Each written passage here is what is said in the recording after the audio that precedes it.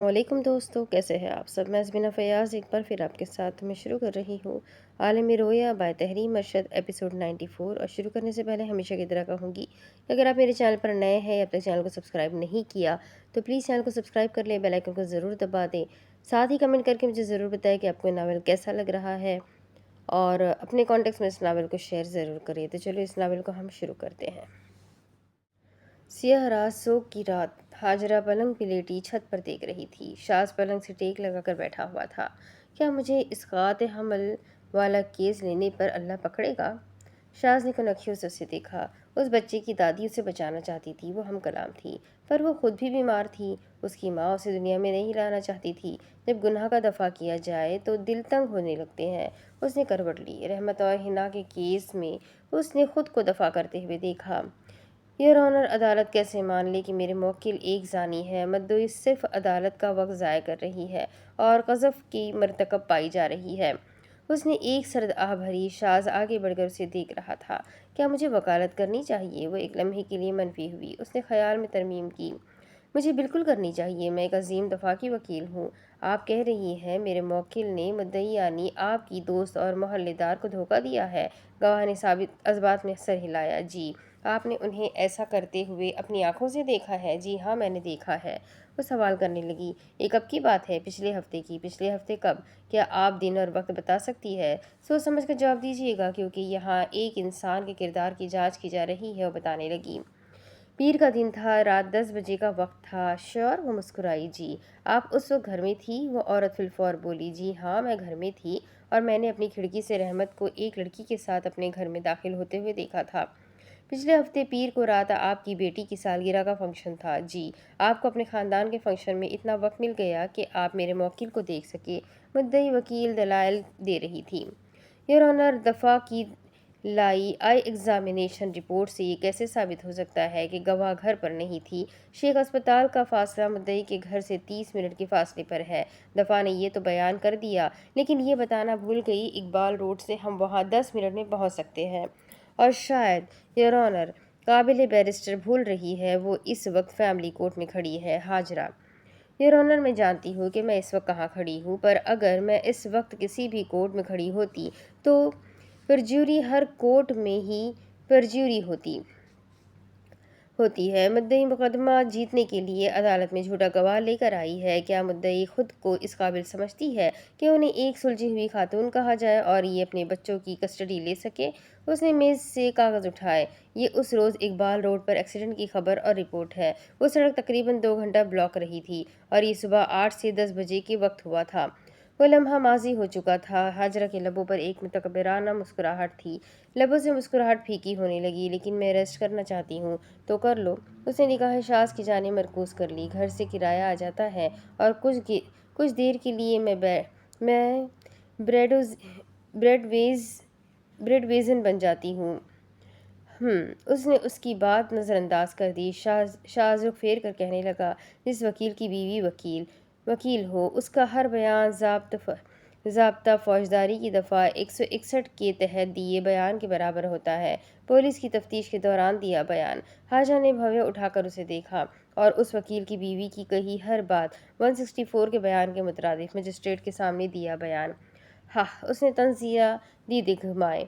सुबह से अब लबों पर मुस्कुराहट आई थी। जिस वकील की बीवी भी वकील हो, उसकी हैसियत घर में इंग्लिस्तान के ट्रायल रूम में बैरिस्टर के पीछे बैठे सॉलिस्टर जैसी होती है। सोग का तीसरा रोज़ दूर दराज के शहरों और इलाकों से ताज़ियत के लिए आने वाले लोग जा चुके थे। घर के कुछ लोग अब बट हाउस में जमा थे। मर्द नीचे के पोर्शन में थे और औरतें ऊपर के।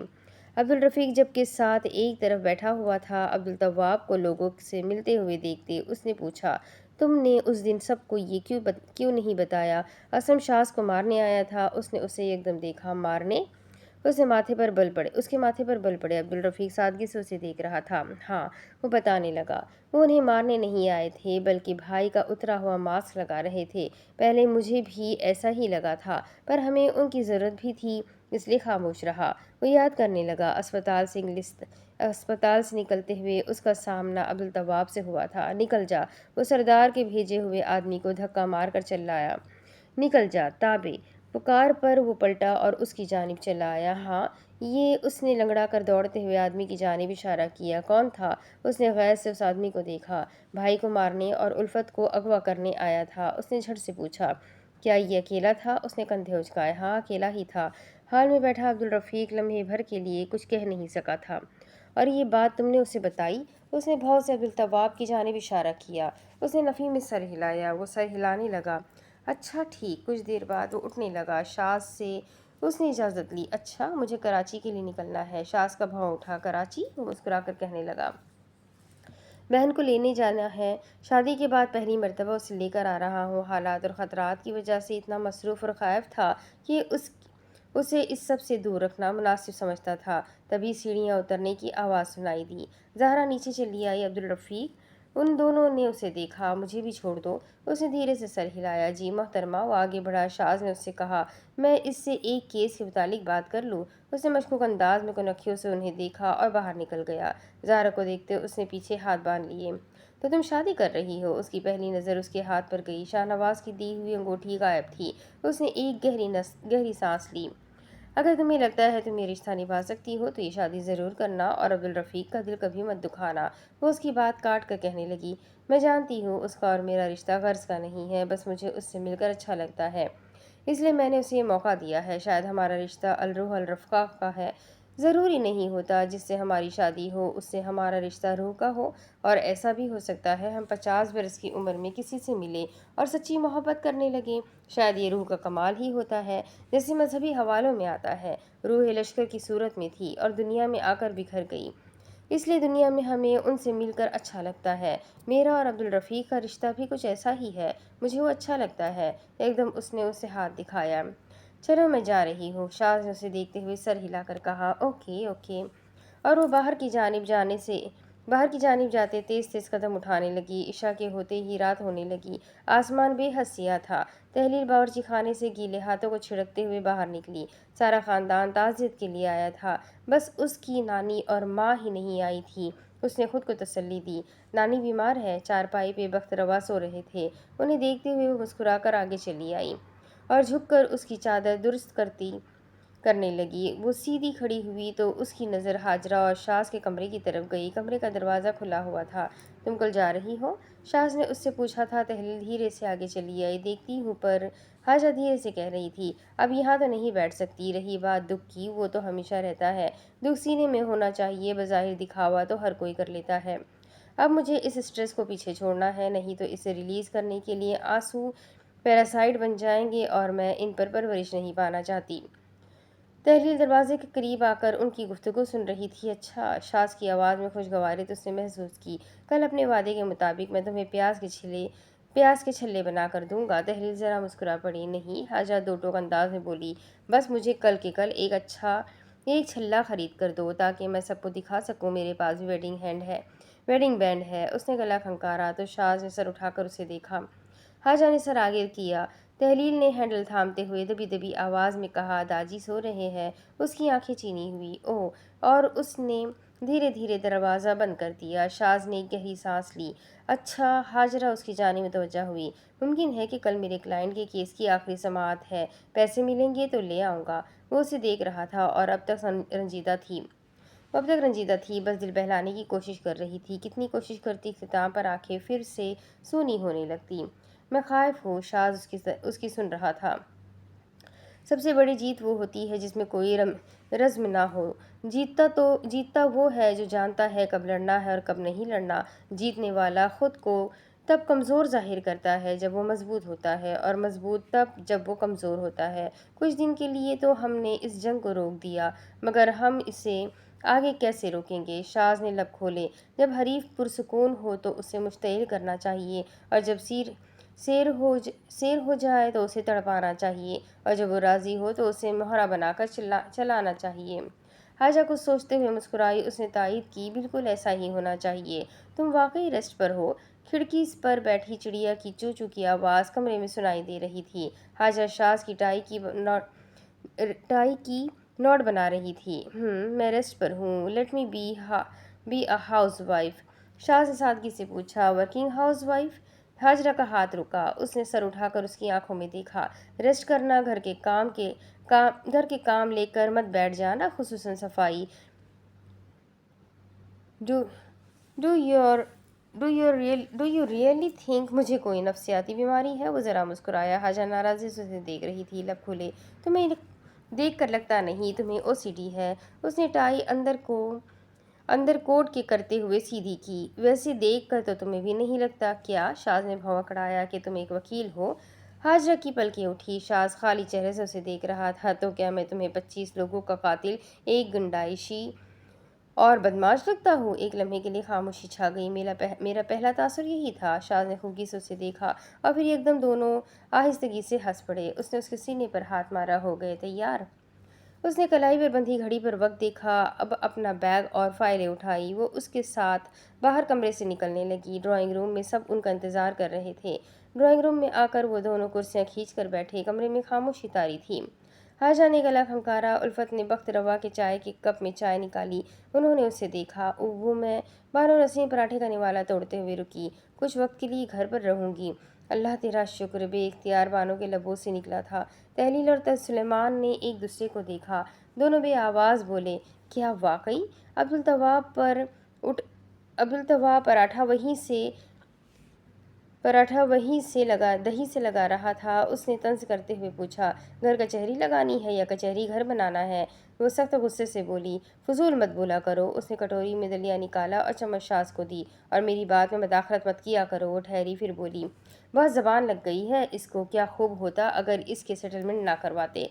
वो मुंह तक निवाला ले जाते हुए पर लापरवाही से कहने लगा, सेटलमेंट ना होती तो तब भी सेटलमेंट ही होती।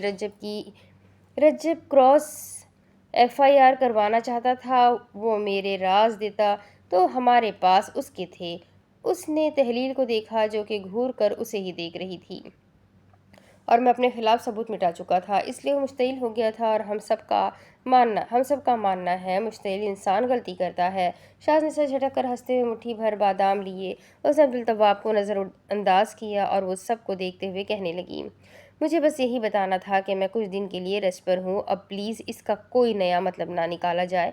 अब उसने बानो नसीन से पूछा, और आप किस बात पर शुक्र कर रही है बानो? जवाब उन्होंने कहने लगी, इसलिए कि तुम टिक कर बैठोगी। हाजा अपने टोस्ट पर पीनट बटर लगा रही थी। जो औरत टिक कर अपने घर बैठती है और बेफजूल बाहर के चक्कर नहीं लगाती, उस पर जल्दी कर्म होता है। पुरानी ख्वातीन की सोच। वो अपने संजीदा और तंजी अंदाज में बोली, इस हिसाब से तो पूरी दुनिया के मर्द बांझ हुए। और अगले लम्हे डाइनिंग रूम में एक साथ आवाज़ें गूंजी, हाजरा, बाजी। शाज खामोश था, चेहरा बेतासुर था। उसने कोई रद्दअमल नहीं दिया। सब उसकी बेबाकी पर चौंके हुए थे। शाज का लम्हे भर के लिए दलिए में हिलता चम्मच रुका था, मगर मजीद कुछ की तौका नहीं थी। वक्त रवा खफा हुए उन्होंने दोनों हाथों से मेज़ बजाई। क्या इस घर में हम एक सुबह आम खानदान की तरह गुजार सकते हैं? हर रोज़ उठते ही यहाँ सुनने को क्या मिलता है? चर्स, बदमाश, चोर, डाकू, कातिल, पुलिस, पर्चे, मुकदमे, कचहरी, जज और रही सही कसर। अब्दुल तवाब को देखकर निगाह हाजरा पर ले आए। तान और तंज। शाज ने कुछ सोचते हुए मशवरा दिया, कुछ अरसे बाद गरजाक छोड़ देंगे। ये इलाका ठीक नहीं है, यहाँ के हालात कभी ठीक नहीं होंगे, आज तक ठीक नहीं हुए। हाजा ने टोस्ट चक्कर चाय का घूंट लिया। सामने रखे अखबार से वो खबरें पढ़ रही थी।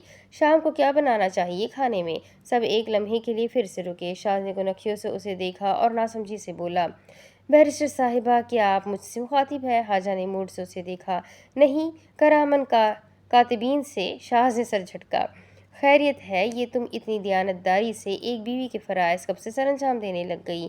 मैं शुरू से ही एक आइडियल बीवी थी और मैंने शुरू से ही खुद को मिसाली साबित किया है। शाज ने अपना चाय का कप उठाया। ये तुम्हारी मिसालियत ही तो है जो मुझे पसंद है। मेज़ पर सब ने एक एक करके एक दूसरे को देखना शुरू किया। हाजरा ज़रा मुस्कुराई। इतनी पसंद है कि दिल चाहता है इसे मिसालियत ही रहने दूँ। हाजरा के चेहरे से मुस्कुराहट गायब हुई। तहरीर सर झटके मुस्कुरा पड़ी। हाजा ने चाय का कप रखा और उसे देखा। देखो शाज, अगर तुमने एक और मर्तबा तंज किया तो फिर तुम मुझे भी एक तर्श और तंजिया मिजाज हाजरा पाओगे। क्या इससे पहले शगुफ्ता मिजाज थी? बल्कि मुझे कहना चाहिए। हाजरा उसे घूरने लगी। Sarcastic, drastic, egoistic. उसने जब्त से चाय का घूंट लिया। अपने मुतालिक तुम्हारा क्या ख्याल है? वो संजीदगी में खुद सराहना अंदाज में बताने लगा। फैंटास्टिक,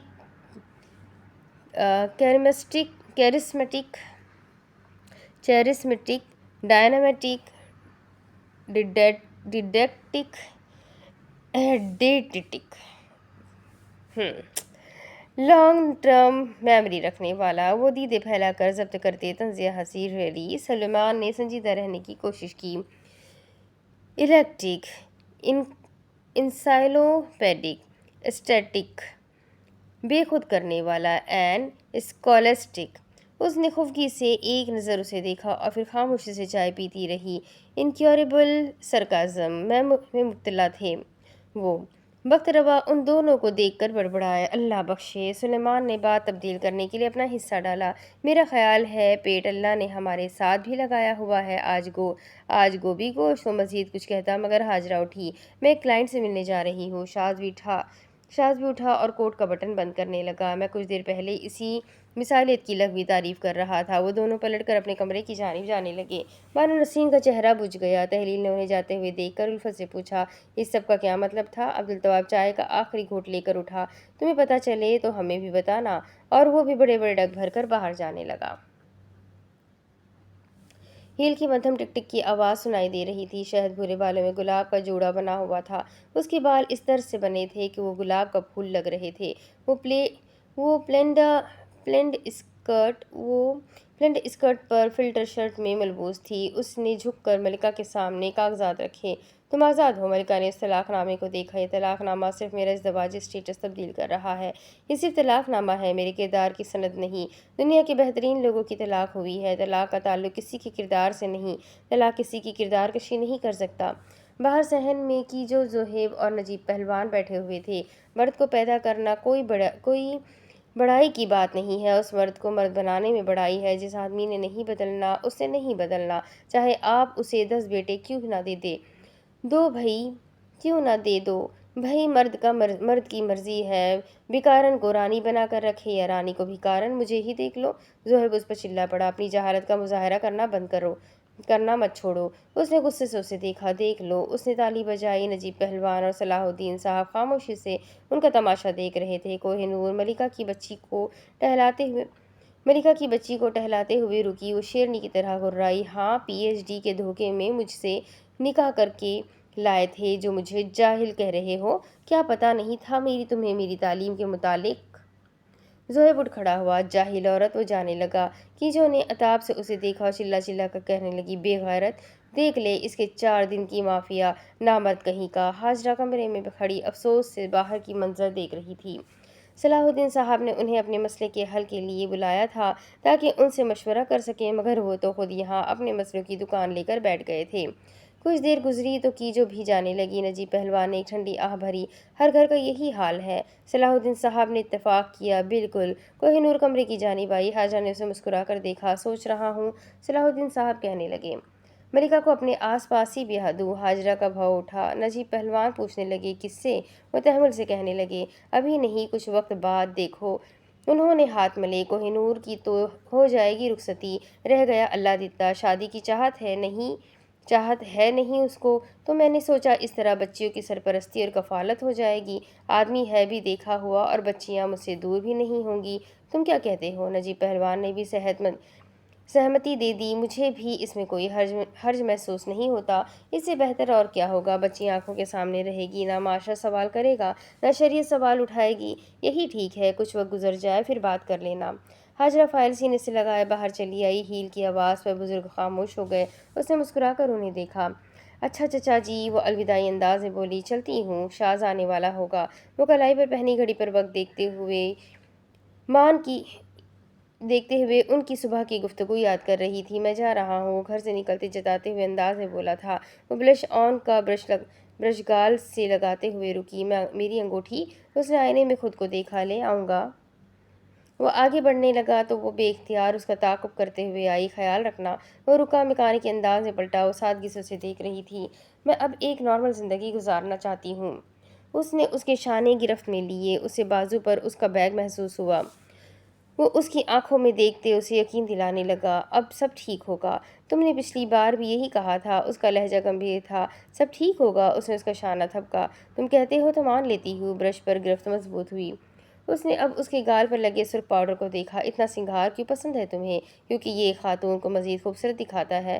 تم اس کے بغیر بھی مجھے خوبصورت لگتی ہو، پر ایک وقت ایسا بھی آتا ہے جب تم بہت خوبصورت لگتی ہو اور سب سے خوبصورت لگتی ہو۔ اور ایسا وقت کب آتا ہے؟ اسے دلچسپی ہوئی۔ جب بھی تم میرا دفاع کرتی ہو۔ کورٹ میں اسے الفت سے بچاتے ہوئے، شاز وہاں سے ابھی نکلو اسلم کے سامنے۔ میرے شوہر کو اس سب میں شامل مت کرے ابو۔ رنجیت سنگھ کی حویلی کی پہیلی حل کرتے ہوئے، گنڈوں پر پستول تانے ہوئے، تھانے میں سب انسپکٹر کو ڈیل کرتے ہوئے، سردار سے سودا کرتے ہوئے، وہ حال میں مسکرا پڑی۔ اس نے اپنے دائیں ہاتھ کی درمیانی انگلی کو دیکھا اور چہکی، میرا ویڈنگ بینڈ آنے والا ہے۔ بانو نسیم باورچی خانے میں پیاز کاٹتے ہوئے کلس رہی تھی۔ یہ نمک حرام مستحسن مجھے مل جائے، دیکھوں میں اس کا حال کیا کرتی ہوں۔ باہر کا دروازہ کھلا۔ یہ کیا ہے؟ باہر سے بچوں کی آواز سنائی دے رہی تھی۔ الفت سنگھ کے قریب چاول دھوتے ہوئے رکی۔ باہر سلیمان اور تہلیل ناسمجھی سے بڑے سے پارسل کو دیکھ رہے تھے۔ تہلیل نے اسے ہلایا۔ فریم ہے؟ صحن میں بیٹھے بخت روا خفگی سے بولے۔ مت چھیڑو، ہو سکتا ہے حاجرہ یا شاز کے لیے آیا ہو۔ عبدالتواب نے سامنے سے آتے وہ فریم اس سے لیا۔ پینٹنگ ہے؟ وہ بیٹھک کی طرف گیا اور اس نے صوفے پر وہ پینٹنگ رکھی۔ اس نے پارسل کا کور چاک کیا تو اسے سفید پنکھ کا نقش دکھا۔ باہر ہیل کی آواز گونجی۔ وہ وہیں رکا۔ شاز آ گیا؟ حاجرہ پوچھ رہی تھی۔ آواز میں تھکن صاف واضح محسوس ہو رہی تھی۔ نہیں باجو، سلیمان اسے بتا رہا تھا۔ عبدالتواب پینٹنگ وہیں چھوڑے باہر چلا آیا۔ تحریر اس کے سامنے چلی آئی اور مشکوک انداز میں بولی، شکریہ باجی۔ وہ جانتی تھی وہ کس بات پر اس کا شکریہ ادا کر رہی ہے۔ کوئی بات نہیں۔ اس نے اسے ساتھ لگاتے اس کی پیٹھ تھپکی۔ میں بہت خوش ہوں باجی۔ وہ مسکرا پڑی۔ اچھا، اب سب ٹھیک ہو گیا ہے۔ اللہ تعالیٰ نے مجھے لوگ کیا کہیں گے کہ قید سے نکال دیا ہے۔ مجھے پتا ہے لوگ ابھی جب مجھے دیکھتے ہیں تو بہت کچھ کہتے ہیں۔ کوئی کہتا ہے ہم نے بدنامی کے ڈر سے رپورٹس بدلوائی، کوئی کہتا ہے ہم نے راضی نامہ کر کے رجب کو معاف کیا، کوئی کہتا ہے میں نے اپنی زندگی برباد کر لی ہے، مجھے کوئی رشتہ نہیں مل سکتا تھا اس لیے شادی کی، لیکن مجھے فرق نہیں پڑتا، میں خوش ہوں، ایک بہتر انسان بن رہی ہوں، اور کوہ نور اور عبدالتواب بھی۔ وہ سانس لینے کے لیے رکی۔ مجھے نہیں پتا جج کون ہوتا ہے، پر جو کسی کو اس کی صورت، اس کے بیک گراؤنڈ اور اس کے ماضی سے جج کرتا ہے وہ بدترین انسان ہوتا ہے۔ حاجرہ اس کے ساتھ چارپائی پہ بیٹھی ہوئی تھی۔ بہت اچھی بات ہے۔ وہ پوری توجہ سے اس کی بات سن رہی تھی۔ محبت کرنے میں اور سیٹل کرنے میں وہ فرق ہوتا ہے، اور ہمارے لیے کیا اہم ہے اور کیا ضروری، اس میں بھی فرق ہوتا ہے۔ تم ضروری نہیں، استحصالی نہیں، بلکہ اہم ہو۔ محبت میں سیٹلمنٹ نہیں ہوتی۔ مجھے امید ہے تم سمجھ گئی ہو کہ میں اور شاز رجب اور عبدالتواب کا کیس سیٹل کیوں کروانا چاہتے تھے، کیونکہ اس سے ان دونوں کو نقصان تھا اور وہ دونوں ایک اچھی زندگی کے مستحق ہے۔ اس نے اتفاق کیا۔ جی بالکل باجی۔ وہ چند لمحوں کے لیے ٹھہری، پھر کہنے لگی، اللہ اس دنیا میں سبق سکھانے کے علاوہ اور کسی وجہ پر تکلیف نہیں دیتا۔ حاجرہ نے مطمئن ہوتے سر کو خم دیا۔ ایسا ہی ہے۔ شاز کا خیال اسے پھر سے آیا۔ شاز کو فون کر کے پوچھتی ہوں کہ کہاں ہے۔ پولیس آفیسروں نے پینٹ کوٹ میں ملبوس ایک جینٹل مین کو میز کی جانب جھکا کر پکڑا ہوا تھا۔ شاز کرسی پر ٹانگ رکھے بیٹھا سگریٹ کا کش لگا رہا تھا۔ مجھے پکڑا کیوں ہوا ہے؟ وہ آدمی دیوانہ آواز چلایا۔ شاز مطمئن اور پرسکون نظر آتا سگریٹ سے اشارہ کرتے ہوئے بتانے لگا، ایمن آباد میں ایک ریپ کیس نکلا ہے، مجرم پکڑے گئے ہیں، FIR کٹنے والی ہے، ابھی ایک کال کروں گا، تمہارا نام بھی ڈال دیں گے۔ وہ وہاں بیٹھے ہوئے اپنی افسری کے دن یاد کر رہا تھا۔ شاہ نواز تھانے میں سب سے کہہ کر گیا تھا شاز کو اندر مت جانے دینا۔ جیسے وہ تھانے سے باہر نکلا، کچھ دیر بعد باقی پولیس آفیسر ریمانڈ میں زیر حراست ملزم کے ارد گرد کھڑے تھے۔ شاز کرسی پر بیٹھا گنا چوس رہا تھا۔ ملزم کو میز پر الٹا لٹایا گیا تھا۔ شاز کہہ رہا تھا، جرم ہو گیا، پرچہ تیار ہے، پولیس نے پکڑ لیا۔ ریمانڈ کے دوران پولیس کی 76 پریڈ اور ساتھ ان کا ڈائیلاگ جو کہ آج تک بولا جاتا ہے۔ ایک آفیسر نے جوتا اٹھایا۔ 76 نے عرض کیا۔ سب ایک ساتھ بولے، آجا مورے بالما، تیرا انتظار ہے۔ اگلے لمحے ملزم کے چیخنے کی آواز آئی اور شاز نے محفوظ ہوتے گنا چوس کر پھینکا۔ چاہتے کیا ہو تم؟ وہ گھرایا۔ پولیس آفیسر نے گردن کے قریب کوہنی ماری تو کسکتے ہوئے چیخا۔ شاز نے ایک اور کش لگائی، منہ سے دھواں نکلا۔ ابھی اپنے وکیل سے رابطہ کرو۔ وکیل گردی फिलिप मोबाइल की घंटी बजने लगी। 1 मिनट। उसने उन्हें उंगली दिखाकर रोका। वो कोट की जेब से फिलिप मोबाइल निकालने लगा। उसने कॉल उठाई और कान से मोबाइल लगाया। हेलो। उस पार से हाजा फिक्रमंदी से पूछने लगी, शाज। खातून कलहम अंदाज बदल गया। कहाँ हो तुम? अभी तक घर क्यों नहीं आए? उसने एक नज़र उस आदमी को देखा और अब मोबाइल को। वो कहने लगा, एक केस सेटल करने आया हूँ दूसरी पार्टी के साथ, कुछ लीगल इश्यूज चल रहे हैं, कोशिश कर रहा हूँ ताउन कर ले। उस पार वो मुस्कुरा पड़ी। प्रैक्टिस करके सब अलग अलग अलग लगता होगा नहीं? केस सेटल करना और मजाकरा करना।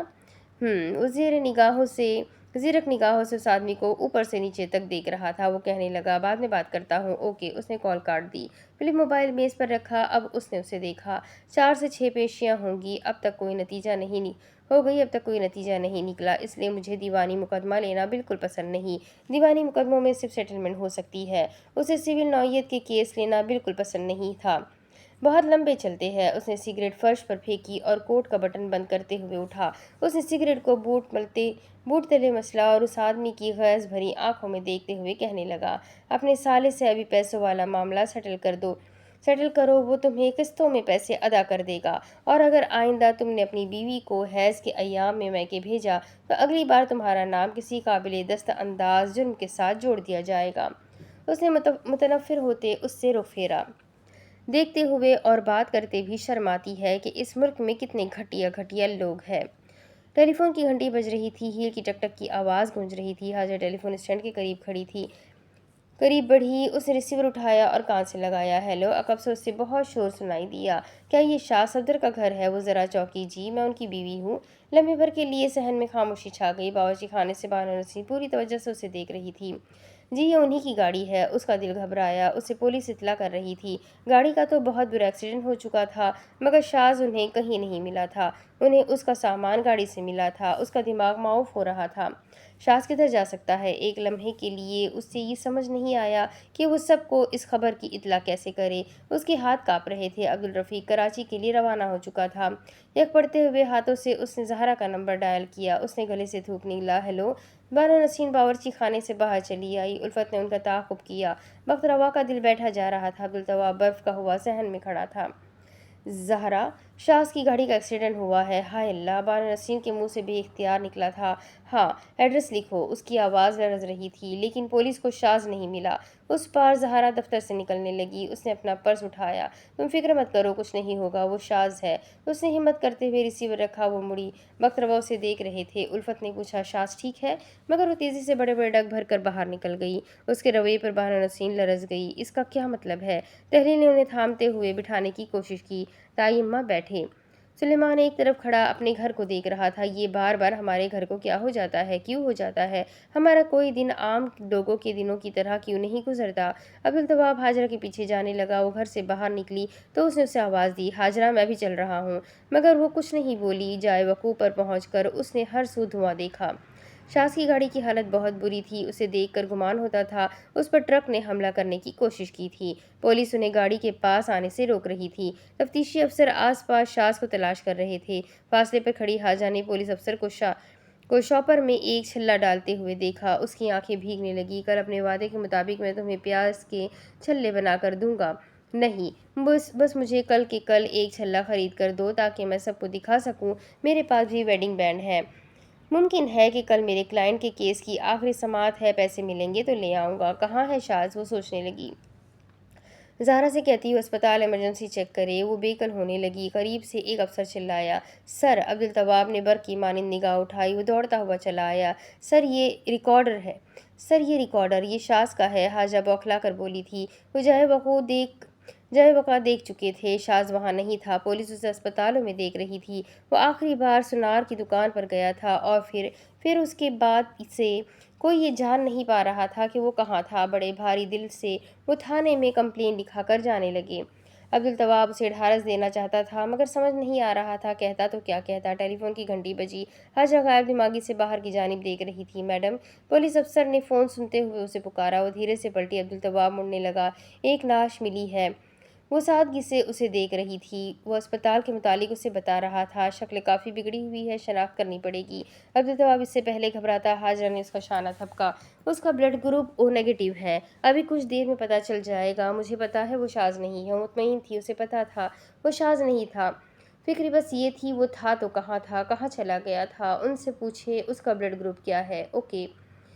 اب وہ تھوڑا کپکپائی تھی۔ پازیٹیو اور نیگیٹو۔ اب رد عمل دینا مشکل ہو رہا تھا۔ اور حلیہ، وہ فون پر سنتے ہوئے بتا رہا تھا، سفید اور سیاہ کوٹ جیسا آپ نے لکھوایا تھا۔ عبدالتواب نے فی الفور پوچھا، کیا کوئی مصباح لاکٹ اس لاش سے ملا ہے؟ 1 منٹ، وہ پوچھنے لگا، پاس کوئی لاکٹ ہے؟ حاجہ تیزی سے آگے چلی آئی۔ مصباح لاکٹ؟ افسر نے دھیرے سے پلکیں اٹھائی۔ ہاں ہے، وہ کہنے لگی۔ فنگر پرنٹس ڈیمیج ہو چکے تھے، اب صرف وہ باڈی دیکھ کر ہی شناخت کر سکتی تھی۔ اس نے ایک گہری سانس لی۔ میڈم، ایک افسر ہاتھ میں شاذ کا ریکارڈر پکڑے ہوئے اس کی جانب چلایا۔ شاید آپ کو یہ سننے کی ضرورت ہے۔ حاجرہ آگے چلی آئی۔ اس نے اس سے وہ ریکارڈر لیا اور پلے کا بٹن دبایا۔ حاجرہ، شاذ کی آواز سن کر اسے لگا وہ ہانپ رہا تھا۔ تمام امراض کا علاج ایلوپیتھی میں ہے۔ اس نے اپنی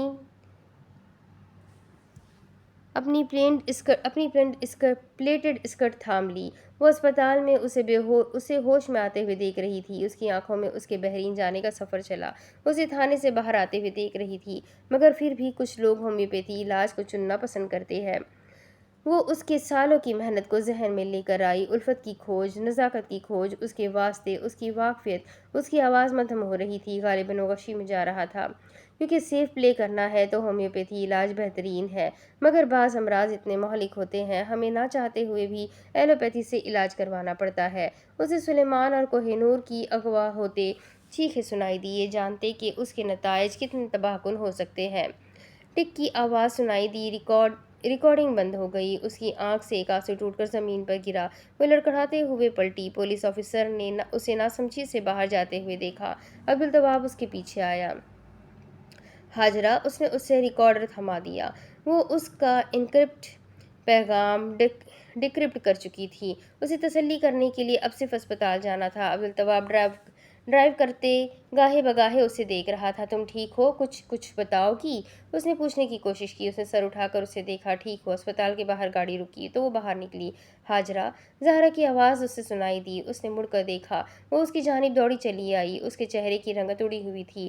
مدھو خلیل کے قریب سردار کا اڈہ ہے، وہاں سے دفاعی تحقیقاتی ادارے کے افسر کو بہت سارا مال ملا ہے، مجھے لگ رہا ہے۔ حاجرہ نے آنکھیں موند کر کھولی۔ وہ وہی مال ہے۔ زہرا نے ایک گہری سانس لی۔ وہ نعش، اس کا قد، پیروں کا سائز، ہر چیز شاذ سے مشابہت رکھتی ہے، یہاں تک بلڈ گروپ بھی۔ زہرا کی آنکھیں بھیگ رہی تھی۔ I am so sorry Hajra, Hajra نے لب دبا کر ضبط سے کہا۔ شاذ ہی ہے، پہلے یہ میرے لیے قبول کرنا مشکل تھا، مگر آئی نو وہ شاذ ہے۔ عقب پر گاڑی کا دروازہ تھامے عبدالتواب کھڑا تھا۔ کبھی وہ اسے سمجھاتا، کبھی اسے ہدایتیں کرتا اور کبھی اسے جھڑکتا۔ پاگل ہو حاجرہ، ایک بار دیکھو تو صحیح، میں نہیں مانتا کہ وہ شاذ ہے۔ اس کی آنکھوں میں وہ شخص موجود تھا، بحرین میں بلڈنگ سے کودتے ہوئے، مسکراتے ہوئے، وہاں سے دوڑتے ہوئے، آنکھ سے آنسو ٹوٹ کر گرا تھا۔ پتہ نہیں وہ کتنی آنکھوں کو نم کرنے والا تھا۔ باڈی کو دیکھتے حاجرہ منہ دبائے اپنی چیخ دبا رہی تھی۔ آنکھوں سے گرم گرم آنسو ابل رہے تھے۔ کسی اور کے لیے نعش کی شناخت کرنا مشکل تھا، مگر وہ اس کے جسم کی ساخت اور اس کی قد و قامت کو پہچان سکتی تھی۔ زہرا اسے تھامتے ہوئے کھڑی تھی۔ وہ دیوار سے لگے آواز دبائے سسک سسک کر رو رہی تھی۔ ایک آخری امید تھی جو ٹوٹ گئی تھی۔ اسے سمجھایا تھا، اسے کتنوں نے سمجھایا تھا، یہ مافیا نظام ایک دلدل ہے اور آدمی اس سے مر کر ہی باہر نکلتا ہے۔ اس کے باپ اور چچا کا بھی یہی انجام ہوا تھا، تو پھر شاذ کیسے بچ سکتا تھا؟ اسے شاذ اس سے کہتے ہوئے دکھائی دیا۔ اللہ تمہیں لمبی عمر دے۔ دعا دے رہے ہو یا ہو کہ بد دعا؟ وہ تڑپ کر بولا۔ یہ تو تمہیں میرا ہونا نہ ہونا بتائے گا، وہ چیخی۔ اس کی چیخ پر زہرا نے اسے پیچھے کھینچا۔ اس کے پیر زمین سے رگڑے جا رہے تھے۔ وہ پھر سے چیخی۔ اسے دیکھ کر بھی کیوں یقین نہیں آ رہا تھا؟ کیوں اپنوں کو بھی مرا دیکھ کر یقین آتا ہے؟ عبدالتواب پانی سے بھری آنکھوں سے اسے دیکھتے اس کے چہرے پر چادر دے رہا تھا۔ پلین میں وہ کھڑکی کی طرف بیٹھا اسے دکھائی دیا۔ شاہ نواز نے مجھ سے کہا تھا، جب میں اپنی ذمہ داریاں سر انجام دے دوں گا تب میں بھی ان کے ساتھ عالم رویا میں رہ سکتا ہوں۔ اس نے بیزاری سے سر سیٹ سے لگائے آنکھیں موند لی۔ لگتا ہے آپ اب بھی دوا کے نشے میں ہیں۔ اسے برا لگا۔ میں سچ کہہ رہا ہوں۔ وہ سچ کہہ رہا تھا۔ عبدالتواب زمین پر گر کر بیٹھا۔ اس نے شاہ نواز کا ادھورا چھوڑا مقصد مکمل کر دیا۔ شاہ صفدر وہ تھا جس نے اپنے ملک کو منشیات کے متعلق آگاہی دلانے میں اپنا کردار ادا کیا تھا۔ تب منشیات اسمگل پر سزائے موت نہیں ہوتی تھی، مگر اس نے اس آگاہی کے ذریعے تبدیلی لانے میں اپنا کردار ادا کیا تھا۔ اس بات سے بے خبر ہو کر اس نے اس ملک میں اپنی کاوشوں کا حصہ ڈالا تھا کہ اگلے چند برسوں میں انسداد منشیات ایکٹ متعارف ہونے والا تھا۔ 1997 اس کی آواز لرزی۔ زہرا نے آنسو سے اسے دیکھا۔ مگر کیا اس کی ذمہ داری ہم نہیں تھے؟ وہ دیوانہ وار چلایا۔ کیا ہم کچھ نہیں تھے؟ اس نے اسٹریچر پر زور زور سے ہاتھ مارا۔ کیا اس کا سب کچھ شاہ نواز تھا؟ وہ مجنونہ انداز میں چلا رہا تھا۔ حاجہ کی آنکھیں نم تھیں۔ بلی کے بڑے بھائی کی شادی پر میں اسکاٹ لینڈ گئی تھی۔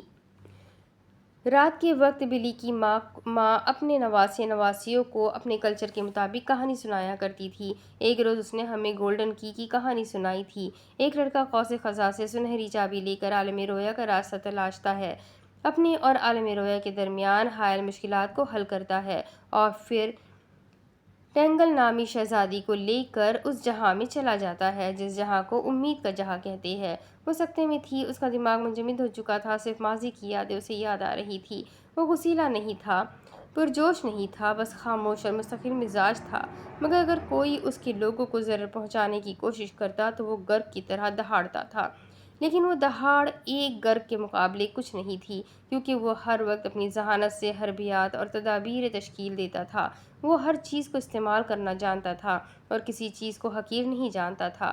وہ آدمی میرے پیچھے کھڑا تھا، لیکن اب میرا دل شکستہ ہے، کیونکہ اب جب میں مڑ کر اسے دیکھنا چاہتی ہوں تو وہ میرے پیچھے نہیں ہوتا۔ آنسو کی بوند گرنے کی آواز سنائی دی۔ تم نے بہت دیر کر دی آنے میں، میں خود کو برباد کر چکا ہوں۔ اسے رونے کی آوازیں سنائی دے رہی تھی۔ پتہ نہیں وہ کہاں تھی۔ اب کچھ سمجھ آ رہا تھا۔ شاید 3 روز گزر چکے تھے۔ ہاں، 3 روز گزر چکے تھے۔ ہر روز اس کے لوٹ آنے کی امید ڈھلتے ہوئے سورج کے ساتھ ڈھل جاتی تھی، پر دن گزر رہے تھے، اس کے بغیر گزر رہے تھے۔ الفت سلیمان کو سینے سے لگا کر رو رہی تھی۔ وہ چلا گیا تھا، اسے اس کا بیٹا دے گیا تھا، اسے ایک بہترین زندگی دے گیا، اپنے کہے کو حقیقت کر گیا تھا۔ رجب تحلیل کے قریب زمین پر گرا سسک رہا تھا۔ اسے بچپن میں پڑھا کر اسکول لے جانے سے لے کر کورٹ کچہری کے مسائل سے نکال کر جا چکا تھا۔ بانو نسیم چہرے پر بار بار ہاتھ پھیر رہی تھی، آنسو چہرے پر قطار در قطار گر رہے تھے۔ میرا بچہ، میرا بچہ، میرا بچہ۔ ان کی آنکھوں کے سامنے بار بار ڈائننگ ٹیبل کی کرسی پر بیٹھا ہوا شاذ دکھائی دے رہا تھا، جو انہیں اور ہاجرہ کو خاموشی سے لڑتے ہوئے دیکھا کرتا تھا۔ وقت روا سر جھٹک کر بیٹھے بے آواز روتے ہوئے صرف آنسو بہا رہے تھے، جس کی موجودگی میں وہ پرسکون تھے۔ وہ چلا گیا تھا۔ تحلیل دیوار سے ٹیک لگائے کھڑی تھی۔ بچپن کی دھندلی یادوں سے وہ اسے سائیکل پر بٹھائے دھیرے دھیرے چل رہا تھا۔ بس وہ تھک کر بولی تھی۔ اس نے مسکراتے ہوئے سر اٹھایا۔ کوہ نور زمین پر عبدالتواب کے سامنے بیٹھی ہوئی تھی۔ وہ اب بھی سکتے میں تھا، اس کی آنکھیں نم تھیں۔ وہ اس گھر کو دیکھ رہی تھی۔ شاذ چلا گیا تھا اور اسے جاتے جاتے یہ گھر دے گیا تھا۔ دور سمندر پار اپنے دفتر میں اسام کرسی سے ٹیک لگا کر بیٹھا، بوند بوند آنسو بہا رہا تھا۔ وہ اس سے گلے ملتا ہوا دیکھ رہا تھا۔ ہماری دوستی اتنی کمزور نہیں کہ اس کے درمیان کوئی لڑکی آ جائے۔ اس نے ناک پوچھی۔ زندگی اس کے لیے ہمیشہ کٹھن تھی۔ سمندر پار نزاکت برسات کے موسم میں آنکھوں میں برسات کا موسم لیے کھڑکی میں بیٹھی تھی۔ ابر ٹپ ٹپ کرتا تھا، آنکھیں بھی ٹپ ٹپ کرتی تھی۔ عقب میں میز پر بیٹھا اس کا بچہ اسکول کا ہوم ورک کر رہا تھا۔ اسے گلہ تھا، اسے بہت گلہ تھا کہ سب کو ایک بہترین زندگی کی راہ دکھانے والے کو خود کی زندگی اتنی ستم رسیدہ کیوں تھی۔ اب اس کے آگے کی کہانی میں آپ کو اگلے ویڈیو میں سناتی ہوں۔ کیا سچ مچ شاذ مر گیا ہے؟ کیا سچ مچ شاذ واپس نہیں آئے گا؟ اور یہ تو کہانی کا انجام برداشت کے باہر ہے، تو آئی ہوپ آگے اسٹوری بہت ساری باقی ہے، تو ضرور شاذ کے آنے کی امید بھی باقی ہے۔ مجھے امید ہے کہ شاذ واپس ضرور آئے گا، اور مجھ سے زیادہ امید ہاجرہ کو ہوگی، تو دیکھتے ہیں کہ آگے کیا ہوگا۔ یہ جاننے کے لیے میرے ساتھ بنے رہیں۔ ویڈیو کو لائک کریں، چینل کو سبسکرائب کریں، بیل آئیکن کو ضرور دبا دیں۔ تو اپنا خوب سارا خیال رکھیں، مجھے بھی دعاؤں میں یاد رکھیں۔ اللہ حافظ۔